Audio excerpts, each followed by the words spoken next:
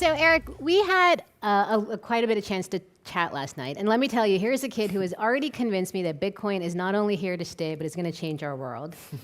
But as we were having this conversation, as we were talking about all these things, it really made me wonder, what were you like as a little kid? As a kid, I was inquisitive, to say the least, always asking questions. I actually remember in first grade asking my teacher, why is the sky blue? And she told me, you're too young, you don't need to know that. So that kind of sucked. But the interesting thing is that school, asking questions, if it wasn't in the curriculum, I didn't get my questions answered. So I was pretty disengaged in school, to be honest. So if you were so disengaged in school, how did you end up learning? Yeah. There was this really awesome experience I had in middle school where I found Cosmos by Carl Sagan in my library. And I got to learn, why the sky was blue and why grass was green. But beyond that, I learned that I had the tools already to understand the world around me. Curiosity and questions. And actually, I'll tell you a story. One of my best experiences was thinking about one day, how long would it take me to get to school? And, I didn't know much about that. I had pre-algebra knowledge at the time, but I was excited. So I did what any scientist would do, and I ran home and did an experiment. I got my ruler, my notebook, and I did a few steps to test, how long would each step take. And ultimately, I derived an equation equivalent to distance equals rate times time. Now, ironically, the next day in school, I went back to memorizing formulas. And what I realized is that I was learning more at recess than I was in the classroom. So Now, you talked about some of the tools that you realized that you had at your fingertips to help with your education and your learning. I mean, the internet, that's been one of the biggest tools you've used. Yeah. It was amazing. In high school, my family and I got the internet for the first time. And in 11th grade, I took my interest in science, and I started to think more about building things and creating things. So I became more interested in engineering. And unfortunately, my school didn't have any engineering programs, but I did what any scientist would do, and I Googled it. I looked up, where could I find an engineering program? And it turned out there was one in Center City in Philadelphia. And so I went on the High School of Engineering and Science Club website, and I emailed Mr. Kaler, who ran the robotics club there. And he emailed me back and welcomed me to stop by for the next meeting. And so I showed up. It was like an hour drive. I ended up taking 3 buses and a train to get there. But I showed up, and Mr. Kaler welcomed me in, and he gave me this robotics kit, this Lego Mindstorms kit, and sat me with my friend Alex. And he said, all right, you're going to build a robot that can solve a maze. I was like, all right.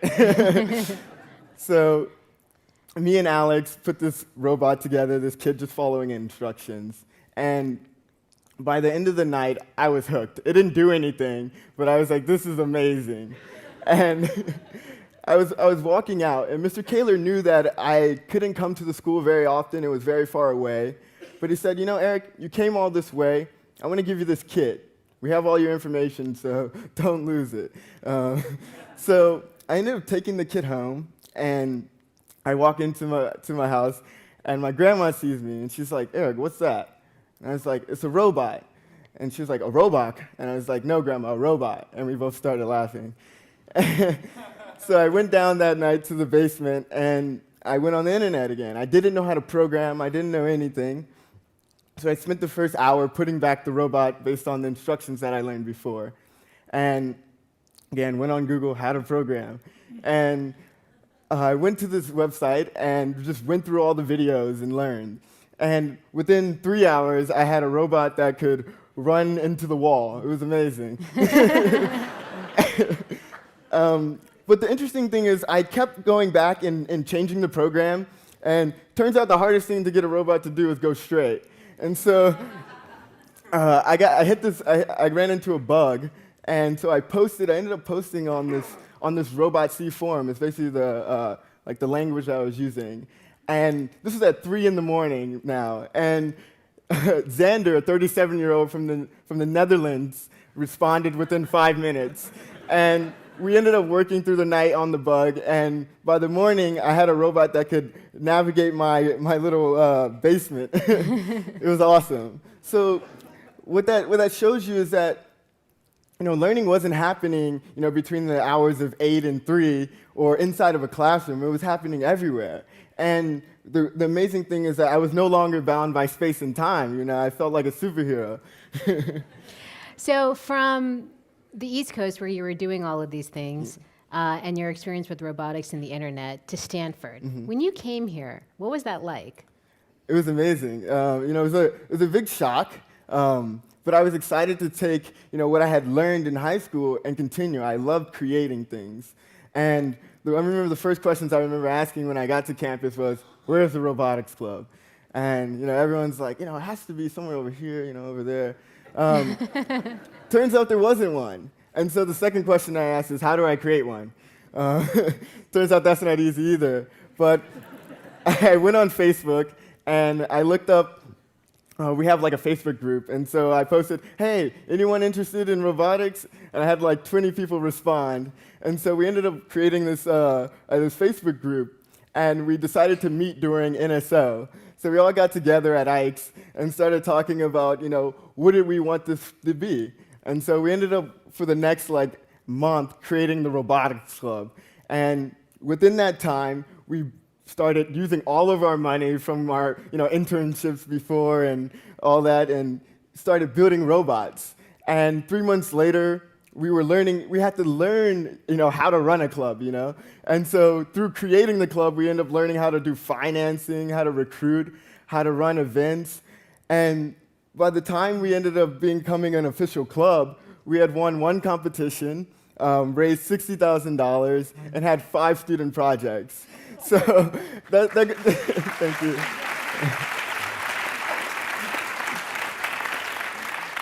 So one of my biggest takeaways from that experience was when you're excited about creating something, you'll learn anything you need to do to realize it, And so that was just an amazing experience, Along all the paths of your life, through all the stages, you've really taken learning, traditional learning, and kind of turned it on its head, right? Like you've really learned from very various factors and brought it together.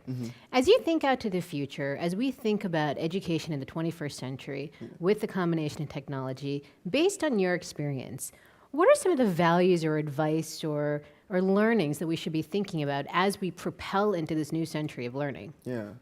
So as a 21st century learner, one of the first questions I think about is, what if instead of asking student questions, we inspired them and encouraged them to ask their own? So learning based on curiosity rather than a curriculum. And, thinking about my experience of, posting 3 o'clock in the morning about, how to fix this bug, learning took place anywhere. And I really think about that as, how can we break down the barriers between not only time, but age, right? Xander was on the other side of the planet, and he was 37, but he was just as much a peer to me at that moment than any. And he respected me just as much for being this 60-year-old kid who wanted to build a robot. Another thing I think about is, what if we made learning more like a kitchen than a cafeteria? And I'm serious by that. What if we made it more creative, where you're engaged in the process, and within it you're learning all these really interesting math, and really when I built the robot, it was turning these math symbols that I learned in school and memorized to something that moved the robot, and that really inspired me. Ladies and gentlemen, Eric Smalls.